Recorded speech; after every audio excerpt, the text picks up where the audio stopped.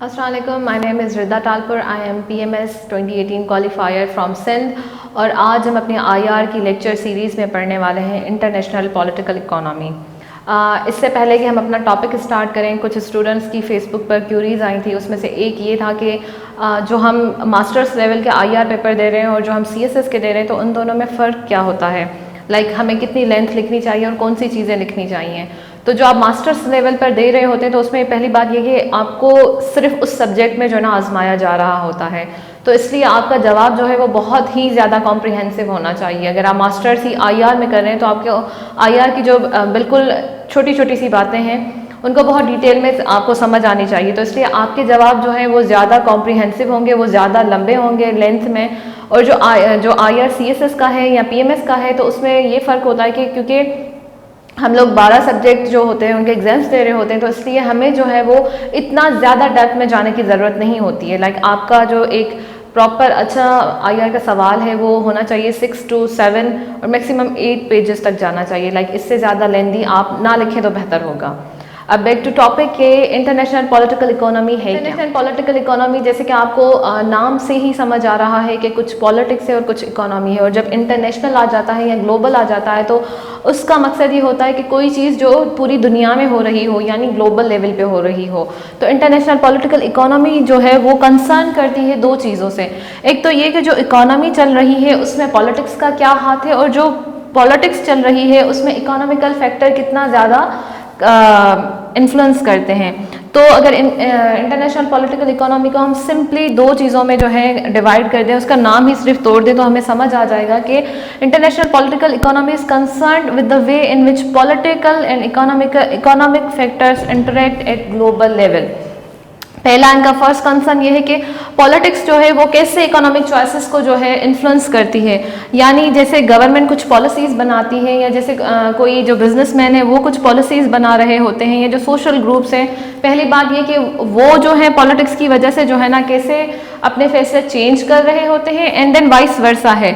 इन लोगों की वजह से जो है पॉलिटिशियंस या गवर्नमेंट कैसे अपने फैसले चेंज करती है।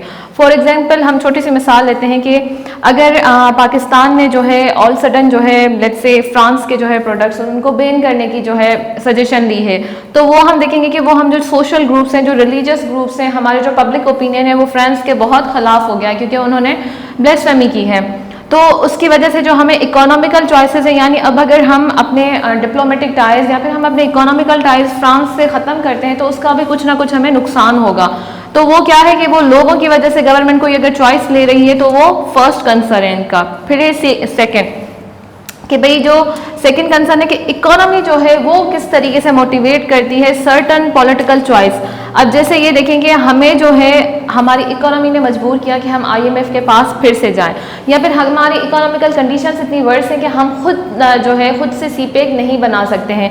इसी तरह से हम हर किस्म की जो हमारे बड़े प्रोजेक्ट्स हैं उसमें हमें जो है किसी ना किसी इदारे की या किसी ना किसी अच्छा जैसे मैंने आपको कहा कि भाई हम CPEC जो है वो खुद से नहीं बना सकते हैं क्योंकि हमारे इकोनॉमिकल फैक्टर्स जो है, हमारी इकोनॉमी इतनी वीक है कि हम वो चॉइसेस नहीं ले सकते हैं।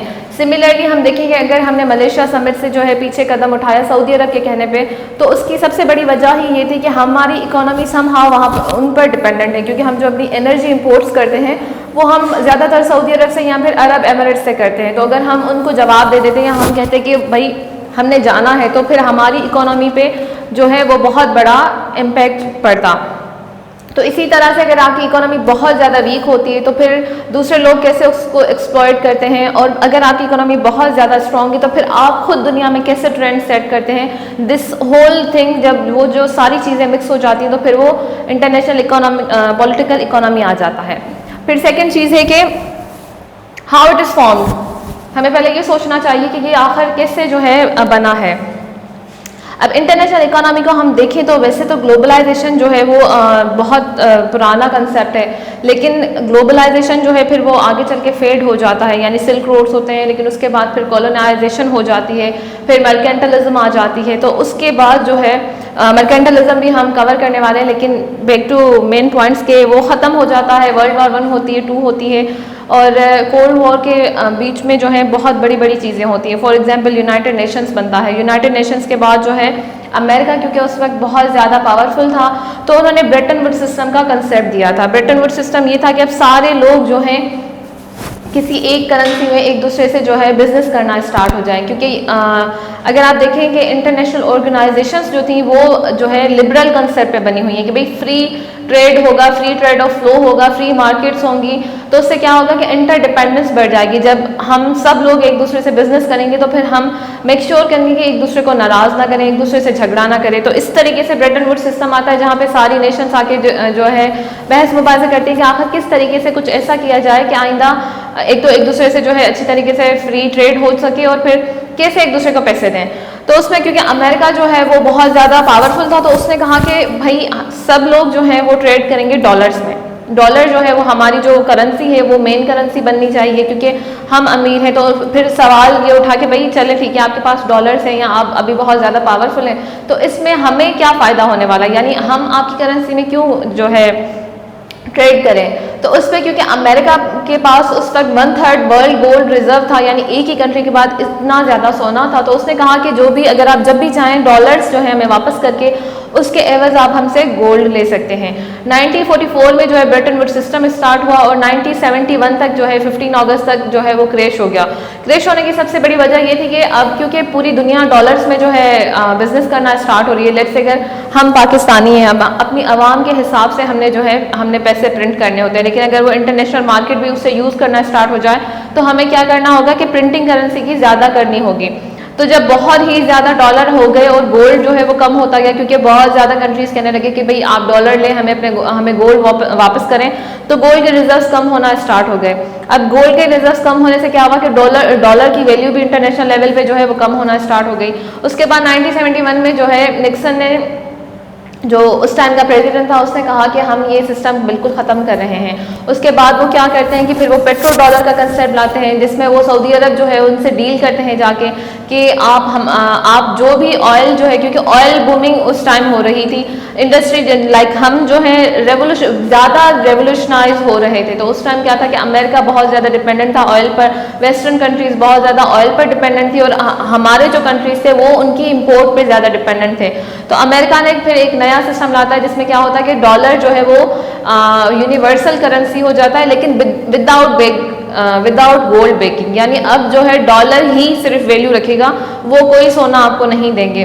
जैसे ही सऊदी अरब वाले और दूसरे कंट्रीज़ जो हैं, जो अरब कंट्रीज़ थे जिनके पास उस टाइम बहुत ज़्यादा ऑयल था, वो ये ट्रीटी साइन करते हैं और वो ये मान लेते हैं कि आज के बाद हमने सिर्फ और सिर्फ गोल्ड में डॉलर्स में जो है ऑयल बेचना है, जिसको भी बेचना है। तो क्या हुआ कि वो डिमांड जो कम हो रही थी डॉलर की वो बहुत ज़्यादा हो गई और इससे दो इफेक्ट ये हुए कि सारी दुनिया का जो भी इंपोर्ट और एक्सपोर्ट था वो डॉलर में होना स्टार्ट हो गया और हर डॉलर जो हम खरीदते हैं या जिससे हम पूरी दुनिया जो चीज़ें लेती है उसका फ़ायदा सबसे ज़्यादा किसको होता है?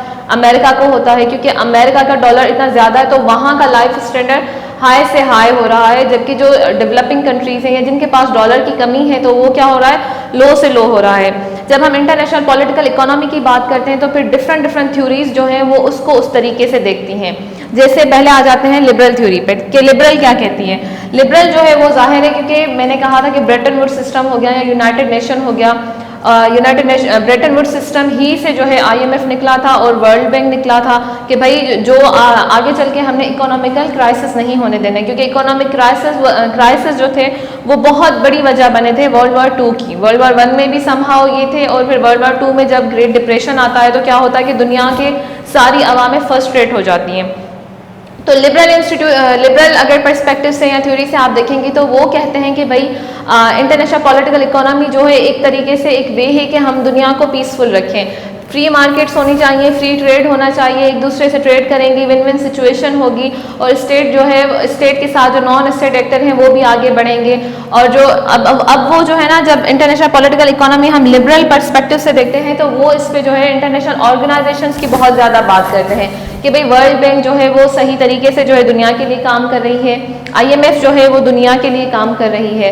फिर आ जाता है रियलिस्ट पर्सपेक्टिव। रियलिस्टिक पर्सपेक्टिव है वो क्या कहता है, क्योंकि रियलिस्ट जो है वो कहते हैं कि स्टेट मेन एक्टर है। अब जब हम इंटरनेशनल पॉलिटिकल इकोनॉमी की बात करते हैं तो इसमें मेन एक्टर स्टेट नहीं आती है, बल्कि इसमें कौन होता है, क्योंकि लिबरलिस्ट कह रहे हैं कि स्टेट का मिनिमम रोल होना चाहिए। उसका रोल क्या होना चाहिए कि वो देखिए कि भाई गवर्नमेंट जो है वो सही तरीके से लॉज रेगुलेट कर रही है, पॉलिसीज रेगुलेट कर रही है, जो फ्री फ्लो होने दे यानी बिजनेस होने दे।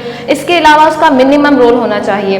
अब रियलिस्ट कह रहे हैं कि जो है ना ये जो इंटरनेशनल ऑर्गेनाइजेशंस बनी हैं वो असल में जो है स्टेट ही ने बनाई है, यानी जो पावरफुल स्टेट्स हैं उन्होंने ही बनाई है ताकि वो अपनी हेजमनी को क्रिएट करके यानी हमेशा मेंटेन करके रखें। वो कहते हैं कि जो ये ऑर्गेनाइजेशन है वो असल में काम जो है किसके लिए कर रही हैं, वो काम जो है वो सिर्फ पावरफुल कंट्रीज ही के लिए कर रही हैं। वो कहते हैं ये सारा जो कंसेप्ट बना है ये सिर्फ स्टेट अपने जो है नेशनल गोल्स को अचीव करने के लिए कर रहे हैं। ऐसी कोई चीज़ नहीं है कि भाई विन विन सिचुएशन है, नहीं, वो सब लोग जो है अपनी इंटरडिपेंडेंस के इंडिपेंडेंस के लिए काम कर रहे हैं, वो अपने इकोनॉमिकल पावर और सिक्योरिटी को बढ़ाने की बात कर रहे हैं। फिर है मार्क्सिज्म या मार्क्सिस्ट पर्सपेक्टिव जो है वो सेम है। वो कहता है कि भाई ये जो कैपिटलिज्म आया है आईपीई के थ्रू, उसमें क्या हुआ है कि दो क्लासेस बन गई हैं दुनिया में। एक वो है जो वर्किंग क्लास है और वो है जो काम दे रहे हैं। तो वो जो अमीर क्लास है, जो एलीट क्लास है, वो एक्सप्लॉइटर बन गई है। उन्होंने कहा कि चले कॉलोनीज का सिस्टम तो खत्म हो गया, लेकिन फिर ये पूरी वर्ल्ड जो है वो डेवलपिंग और डेवलप कंट्रीज जो हैं तो वो खुद एक कॉलोनीज बन गई हैं, जिसमें जो मास्टर्स हैं वो कौन है, डेवलप कंट्रीज हैं, क्योंकि वो आपको हर तरीके से इस किस्म के रूल्स लेकर आ रहे हैं जिसमें विन विन सिचुएशन नहीं है बल्कि जीरो सम गेम है, यानी उनका फायदा है और हमारा नुकसान है। इसके बाद हम जो फोर्थ पर्सपेक्टिव पढ़ते हैं वो है फेमिनिस्ट का। देखिए एक बात याद रखें कि अगर आपको आईआर में थ्योरीज सही तरीके से समझ आ जाए तो फिर आप अपने सवाल में जहाँ भी थ्योरेटिकल पर्सपेक्टिव देंगे तो उसमें आपको अगर बेसिक चीज़ें पता होंगी कि भाई फेमिनिज्म क्या कहती है, मार्क्सिज्म क्या कहता है, रियलिज्म क्या कहता है, तो आप उन चीज़ों को बहुत आसानी से कनेक्ट कर सकते हैं। जैसे फेमिनिज्म क्या कहती है कि ये जो पॉलिटिकल इकोनॉमी है ये सिर्फ और सिर्फ मर्द हजरात के लिए काम कर रही है। एक तो इसलिए क्योंकि इसको बनाने वाले भी मर्द हैं और इसको चलाने वाले भी मर्द हैं। वो कह रही है कि इसमें जो जितने भी रूल्स बने हुए हैं, लेट्स से अगर वर्ल्ड बैंक है या फिर IMF है या डिफरेंट ऑर्गेनाइजेशन है, तो वो जो है वो सिर्फ मर्द चला रहे हैं उनका, क्योंकि मोस्टली जो खवातीन हैं वो नीचे रहती हैं, वो घर में रहती हैं या उनके पास इतनी खास जॉब्स नहीं होती हैं। यानी अगर आप अभी भी रिसर्च देखें तो दुनिया में 5% से भी कम जो है खवातीन वो CEO हैं किसी भी कंपनी की। तो इसलिए वो कहती है कि भाई हम जो है ऑल टुगेदर यहाँ पे मिसिंग है। आप जो भी पॉलिसीज बनाते हो और उसका जो भी मुल्क पे इफेक्ट पड़ता है और फिर जो खवातीन पे पड़ता है तो उसका जवाब कौन देगा। इनका कहना है कि जो भी पॉलिटिकल इकोनॉमी के फैसले होते हैं उनमें जेंडर को देखा जाए, यानी खवातीन के बारे में और जो दूसरे जेंडर्स हैं उनके बारे में भी सोचा जाए कि अगर आप टैरिफ कम कर रहे हैं तो फिर उसका इफेक्ट फीमेल्स पे क्या पड़ने वाला है या ट्रांसजेंडर्स पे क्या पड़ने वाला है। फिर हम मूव होते हैं मर्केंटलिज्म की तरफ। अर्ली 16 और 17 सेंचुरी की जो इकोनॉमिक पॉलिसीज थी ग्रेट पावर की, यानी ग्रेट ब्रिटेन हो गया, स्पेन हो गया या फ्रांस वगैरह हो गए, तो उनकी पॉलिसीज को जो है मर्केंटलिज्म का नाम दिया गया था। इसकी अगर हम सिंपल सी माना अगर याद करें तो वो ये है कि भाई ऐसी पॉलिसीज हैं जिसमें फ़ायदा सिर्फ उनको हो रहा है। देखिए अगर ब्रिटेन है वो अपनी कॉलोनीज से किसी भी किस्म का ट्रेड कर रहा है तो वहाँ से पहले तो वो रॉ मटेरियल उठा लेता है और फिर उनको जो रॉ मटेरियल वो लेता है वो उनसे बिल्कुल सस्ते दामों पे लेता है। अब जब वो वहाँ से फिनिश्ड प्रोडक्ट्स बना के वापस बेच रहा है कॉलोनीज को तो वो चीज़ें जो है डबल भी नहीं ट्रिपल जो है वो उनको एक्सपेंसिव बेच रहा है। सेकेंडली वो सिर्फ उन ही चीज़ों के रॉ प्रोडक्ट्स जो है उनको उगाने दे रहा है।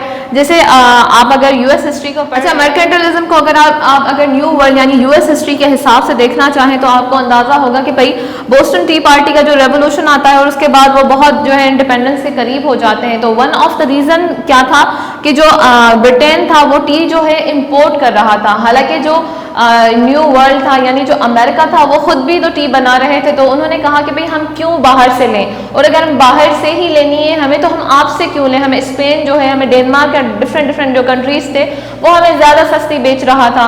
तो फिर क्योंकि वो पावरफुल थे तो उन्होंने क्या रूल लगाया था कि भाई ये चीज़ें आप सिर्फ हमसे ही खरीद कर सकते हैं।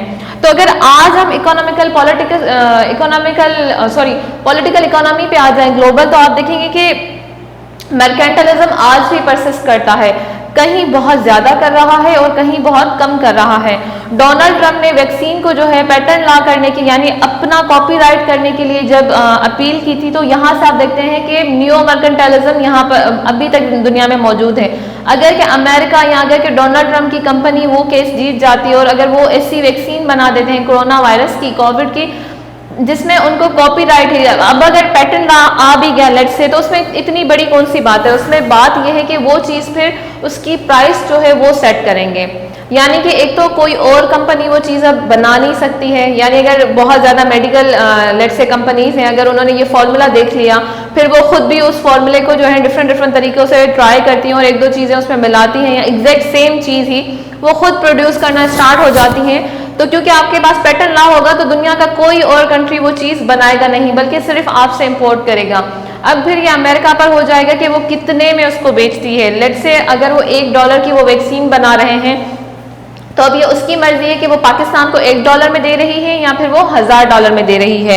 अब अगर हम दुनिया को देखें तो वही बात है कि आईपी की जो क्रिटिसिज्म है वो कहती है कि भाई दुनिया अभी तक उसी चीज़ में है। हम लिबरल इदारों में आकर हम कह रहे हैं कि हम कामयाब हो रहे हैं, हम तरक्की कर रहे हैं, लेकिन इन रियलिटी हम तरक्की कर ही नहीं रहे हैं। हम सिर्फ उतनी ही तरक्की कर रहे हैं जितनी ये ग्लोबल वर्ल्ड जो है, ये डेवलप वर्ल्ड यानी जो ये वेस्टर्न वर्ल्ड है वो हमें करने देती है।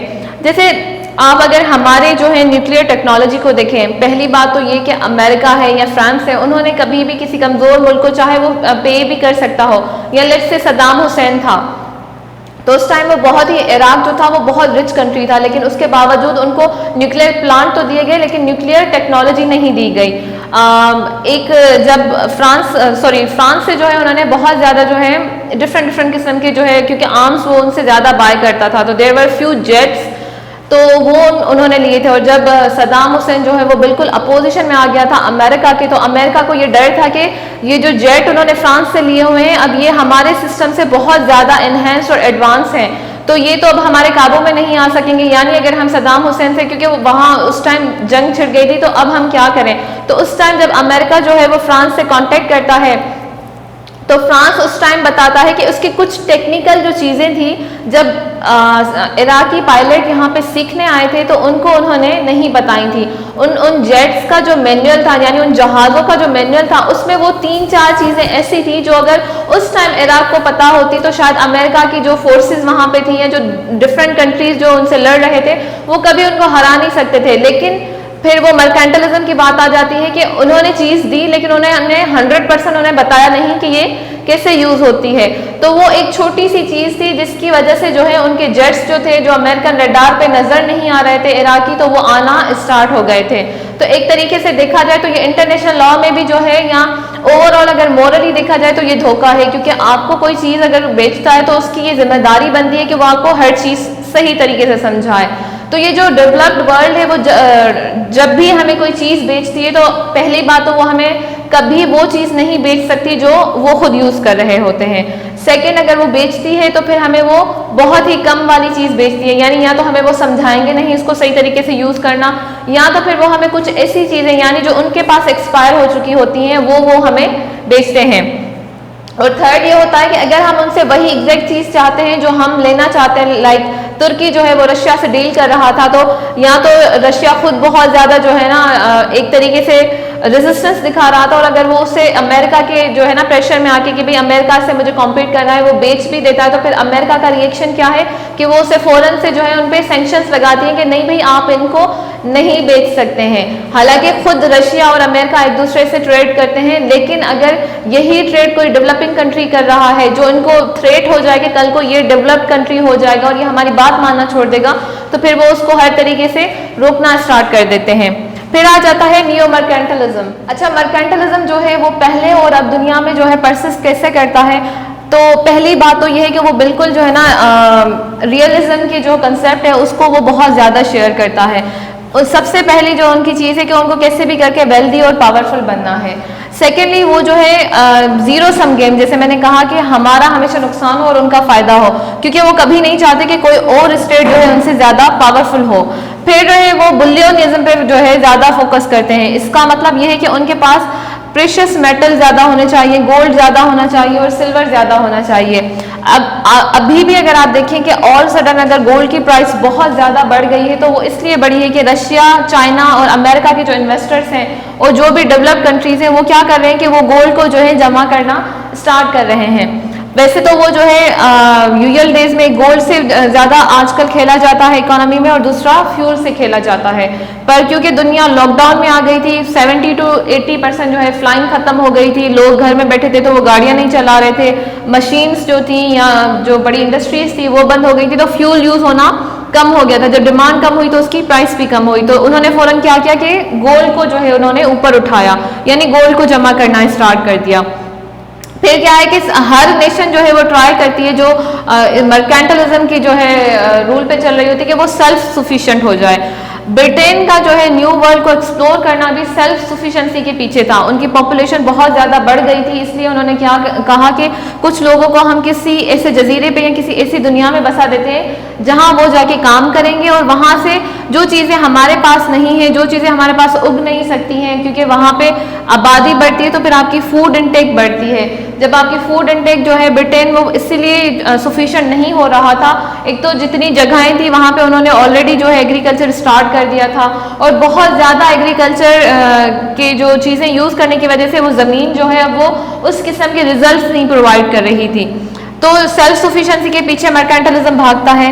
फिर यह है कि strong agriculture should be carefully encouraged, यानी कि वो आपको हमेशा देखिए ये अभी भी हमें नजर आ रहा है कि दुनिया में जो है कंट्रीज जो एग्रीकल्चर कंट्रीज यानी डेवलपिंग कंट्रीज होते हैं यानी स्ट्रगलिंग कंट्रीज होते हैं, वो उनको बहुत ज़्यादा इंकरेज करते हैं कि भाई हाँ आप ज़रूर जो है ना एग्रीकल्चर की तरफ जाएं, लेकिन वो हमेशा ये जो है ना हमेशा करेंगे कि वो जो चीज़ें हैं वो हमेशा एलीट के हाथ में रहे। जैसे पाकिस्तान का अगर आप एग्रीकल्चर सर्वे देखें तो आपको पता चलेगा कि 5% से भी कम जो यहाँ के ज़मींदार हैं उनके पास जो है लेट्स से कि 5 to 10 एकड़ ज़मीन है, और जितने भी बड़े बड़े ज़मींदार मतलब अगर वो छोटे नज़र आते हैं पर अगर देखा जाए सारी की सारा एग्रीकल्चर जो है वो हमारे पॉलिटिकल फैमिलीज या पॉलिटिशियंस ही रन कर रहे होते हैं। अच्छा, ये पास्ट में आ जाता है कि मर्केंटलिज्म की रेगुलेशन होता था कॉमर्स का to create a favourable balance of trade. वो इसलिए करते थे कि क्योंकि कॉलोनीज में जहाँ पर उनके अपने लोग रह रहे थे वहाँ पर तो उन्होंने बैलेंस ऑफ ट्रेड क्रिएट किया हुआ था, यानी अमेरिका से वो बहुत कम ही जो है टैक्सेशन उन्होंने जो है ना की थी। जहाँ पर थोड़ी सी टैक्सेशन बढ़ गई थी वहाँ पे अमेरिका के जो वही उनके ही जो अंग्रेज थे वो उनके खिलाफ हो गए। उन्होंने कहा कि अब हमें अलग दुनिया चाहिए, भाई अब हमने अपना अलग जो है कंट्री बसाना है। हम 2-3 साल से आपके साथ रह 200-300 साल गुजर चुके हैं, अब हम आपके साथ क्यों रहें, अब हमारे जो है पीछे मतलब हमारे तो पेरेंट्स भी वहाँ पर नहीं रहे हैं। अच्छा, सी पावर जो है वो आज तक जो है मर्केंटलिज्म में आप देखेंगे सी पावर जो है वो बहुत ज़्यादा इंपॉर्टेंट होता है।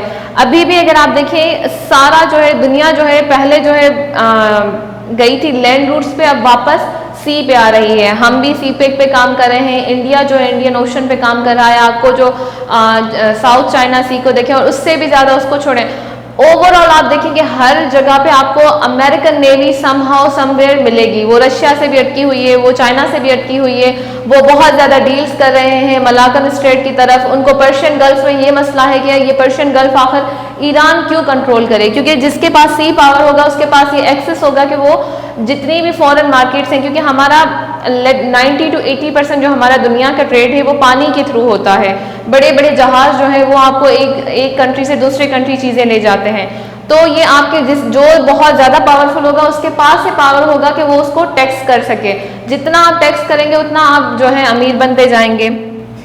अच्छा, कॉलोनीज जो जब भी वो बनाते थे तो उनको ज़्यादा पॉपुलेशन की ज़रूरत होती थी, वो इसलिए क्योंकि अगर लोग ही नहीं होंगे तो अब आगे जो है लोग भेजेंगे कैसे। Avoid luxury items because they took money out of the economy. ऐसी चीज़ें वो जब भी मर्केंटलिज्म है वो खरीद करने के बजाय वो कोशिश करते थे कि वो चीज़ें जो हैं वो जहाँ कॉलोनीज में जा रहे हैं वहाँ से चोरी करें तो बेहतर ज़्यादा है। अच्छा, state action is needed to regulate and enforce above policies. देखिए, जैसे ही आप 1857 की अगर जंग को ही देख लें कि जिसको वो जो है म्यूटनी कहते हैं, वार ऑफ म्यूटनी, और हम वार ऑफ इंडिपेंडेंस कहते हैं, कि फौरन से जो है जो कॉलोनाइजर है वो जो है हमारा सब कॉन्टिनेंट का कंट्रोल स्टार्ट कर लेता है। इसके अलावा ये है कि As it was driven by international competition and moderated by domestic competition among classes, mercantilism took different forms during different times in different countries. बिल्कुल सही है, कहीं पर वो जो है बिल्कुल इंटरनेशनली जो है उनको इन्वॉल्व कर रहे हैं लोगों को, कहीं पर वो जो है डोमेस्टिकली, जैसे ही 1857 जो है उनकी जंग जो है ख़त्म होती है तो फिर क्या होता है कि अंग्रेज़ यहाँ पे बिजनेस करना स्टार्ट कर देते हैं। बिल्कुल ऐसे ही उन्होंने क्या किया था कि जब नेटिव अमेरिकन जो है उनको ख़त्म कर दिया, उनको कम कर दिया, तो उसके बाद उन्होंने क्या किया कि फिर वहाँ पे उन्होंने खुद भी बिजनेस स्टार्ट किया और फिर कुछ जो है वो ब्रिटेन भिजवाते रहे। फिर इसके आगे हो जाता है मर्केंटलिज्म के बाद आ जाता है नियो मर्केंटलिज्म, क्योंकि आप देख रहे हैं कि वर्ल्ड वॉर 1-2 के बाद जो है कोल्ड वॉर आती है और फिर रियलिज्म भी आपको चेंज नज़र आता है, लिबरलिज्म में भी आपको चेंज नज़र आता है। और इसी तरीके से जो मर्केंटलिज्म था, क्योंकि वो ड्राइव करने वाली जो मेन जो फोर्स थी वो थी कॉलोनीज। अब कॉलोनीज जो है वो डीकॉलोनाइज हो गई हैं, लेकिन उनके जो नेशनल स्टैक्स लगे हुए हैं, जो उनके नेशनल इंटरेस्ट है वो तो वहीं के वहीं हैं।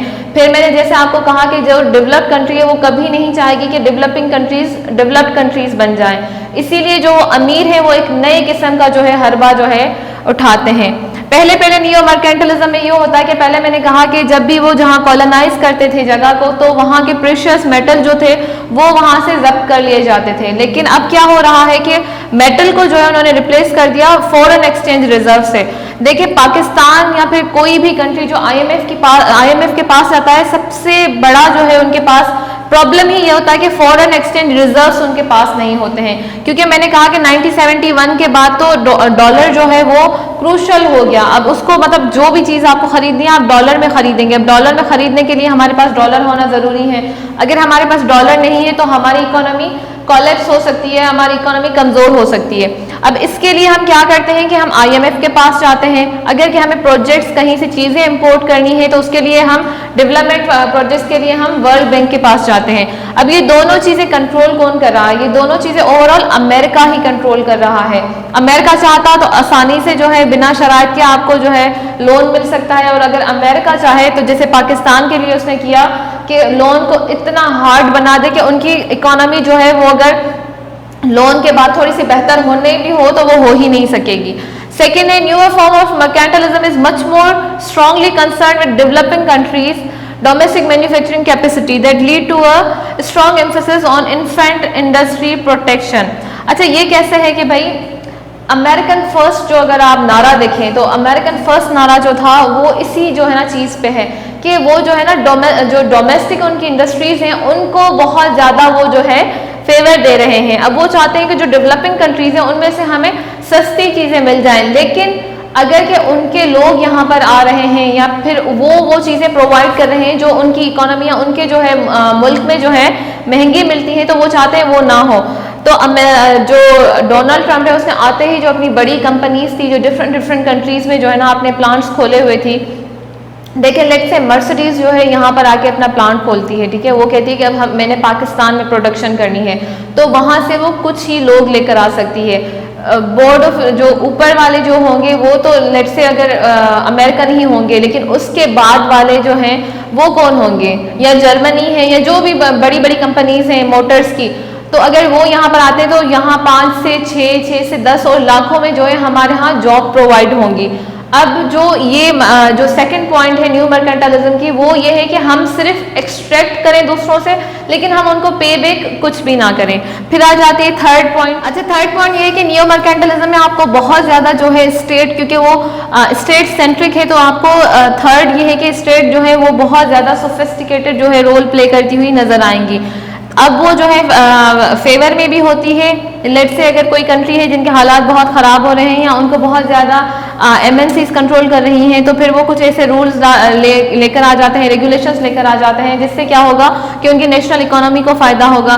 या फिर वो जो है जो डेवलप्ड कंट्रीज है, अगर वो चाहते हैं कि वो किसी भी कंट्री में पेनिट्रेट करें तो वो किसके थ्रू, स्टेट्स के थ्रू ही पेनिट्रेट कर सकते हैं। जैसे अगर चाइना चाहता है कि वो मलेशिया के साथ जो है लेट से या फिर पाकिस्तान के साथ या किसी के साथ भी किसी भी नेशनल इकोनॉमी में वो हिस्सा बने, यानी वो यहाँ पर अपनी फैक्ट्रीज लगाए, इन्वेस्टमेंट करे, कुछ भी करे, जिसमें से आधा या कुछ भी वो वापस ले जाए, तो उसके लिए उसको किसके पास जाना पड़ेगा? स्टेट के पास, क्योंकि अब आप किसी भी कंट्री को कॉलोनाइज करके उसकी जो है दौलत को हड़प नहीं कर सकते। अच्छा, न्यू मर्केंटालिज्म जो है वो थोड़ा सा बेहतर भी जो है उनके लिए काम कर रहा है। कहीं उन्होंने ट्रेड प्रोटेक्शनिज्म टैरिफ जो है इंट्रोड्यूस कराए हैं, कहीं नॉन टैरिफ बैरियर्स कराए हैं, यानी कि अगर टैरिफ बहुत ज़्यादा लगता है जब किसी भी प्रोडक्ट पे तो वो प्रोडक्ट महंगा हो जाता है। उससे क्या होगा कि लोग आपके वो प्रोडक्ट्स लेंगे नहीं। लेट्स से अगर हम इंडिया को जो है शान मसाला बेच रहे हैं तो वो शान मसाला अगर यहाँ से हम 50 रुपये में उनको बेच रहे हैं और वहाँ पे उन्होंने 40% उस पर टैरिफ लगा दिया है, तो अगर वो 90 या 100 या 80 का हो गया है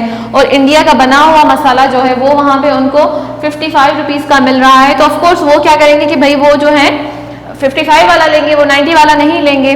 तो जब ट्रेड प्रोटेक्शन या टैरिफ आ जाते हैं तो वो जो कंट्रीज हैं वो एक दूसरे में साइन करती हैं कि भाई हमने इससे ज़्यादा टैरिफ या इससे ज़्यादा जो है टैक्स इस पर नहीं लगाना है। जो ट्रेड वॉर स्टार्ट हुई है यूएस की और चाइना की, वो भी सारी टैरिफ पे थी कि अमेरिका ने कहा कि मैं इस पर बहुत अब ज़्यादा टैरिफ्स लगाऊंगा, और टैरिफ यही है कि बाहर वाली चीज़ें जो है उस पर टैक्स लगाना। तो उससे क्या हुआ कि चाइनीज़ चीज़ें बहुत ज़्यादा महंगी होना स्टार्ट हो गई और लोग क्या करेंगे कि वो अपनी लोकल चीज़ों को ज़्यादा जो है खरीदना स्टार्ट करेंगे।